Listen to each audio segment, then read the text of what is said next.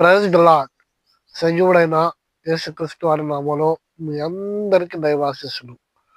దేవుడు ఈరోజు ఆదియందు వాక్యం ఉండెను, వాక్యము దేవుడై ఉండెను. యోహాను సువార్త 1వ అధ్యాయం 1వ వచనం ఈరోజు మనం నేర్చుకున్న పాఠం. అయితే దేవుడు ఆదియందు దేవుడై ఉండెను, దేవుని యొద్ద వాక్యమై ఉండెను. అంటే వాక్యము అంటే శబ్ద రూపంలో ఉన్నాడు ఆయన. అంటే ఆయన మొదటిగా అంటే పాత నిబంధన కాలం నుంచి ఆయన మనకు తోడుగానే ఉన్నాడు. ఏది? వాక్కు, యెహోవా యొక్క వాక్కు రూపంలో ఉన్నాడు. దేవుడైన యెహోవా వాక్కు అనగా మనకి వచ్చేది ఎవరు? ప్రభువైన యేసుక్రీస్తు వారే. యేసుక్రీస్తు వారిని మనము వాక్కు రూపంలో చూస్తాం పాత నిబంధన కాలం.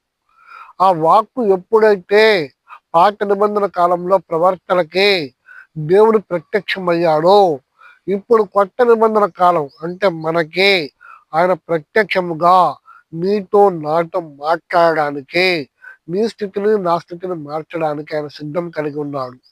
అయితే ఆయన మనం ఎలా గుర్తించాలనేది నేర్చుకున్నాం. దేవుడు మనతో ఎలా మాట్లాడతాడంటే దర్శనపూర్వకంగా మాట్లాడతాడు. ఎక్కడ?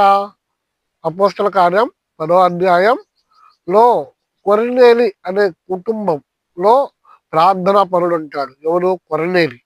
కొర్నేలి ప్రార్థించినప్పుడు దూత దర్శన రూపంలో ఇచ్చి ఆయన దర్శనంతో మాట్లాడతాడు.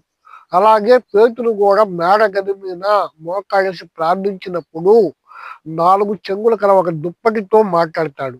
ఆ దుప్పటిలో చతుష్పాద జంతువులు అంటే ఈ భూమి మీద ఉండే ప్రతి మనిషిని గురించి చూపిస్తాడు.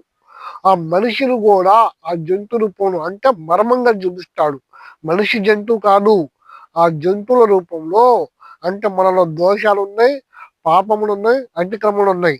అయితే వాటి వేటిని నేను లక్ష్య పెట్టను, వాళ్ళందరినీ పరిశుద్ధపరుస్తాను అని దేవుడు చూపించి అన్యుడైన కొర్నేలి ఇంటికి పేతుల్ని పంపించి దేవుడు ఆయనతో మాట్లాడతాడు. అప్పుడు దేవుని వాక్యము వాళ్ళు విని వాళ్ళ హృదయాలు తెరవబడి వాళ్ళ కుటుంబం యావత్తు వాళ్ళు మారు మనసు పొంది రక్షణ పొందుతారు. అలాగే నువ్వైనా నేనైనా సరే దేవుని యొద్ద కనిపెట్టుకొని ఏ రోజుకి ఆ రోజు మారు మనసు పొంది దేవుడి ఇచ్చి ఆశీర్వాదాన్ని పొందుకోవాలని మనసారా కోరుకుంటూ మీ అందరికీ దైవాశీస్సులు, వందనాలు.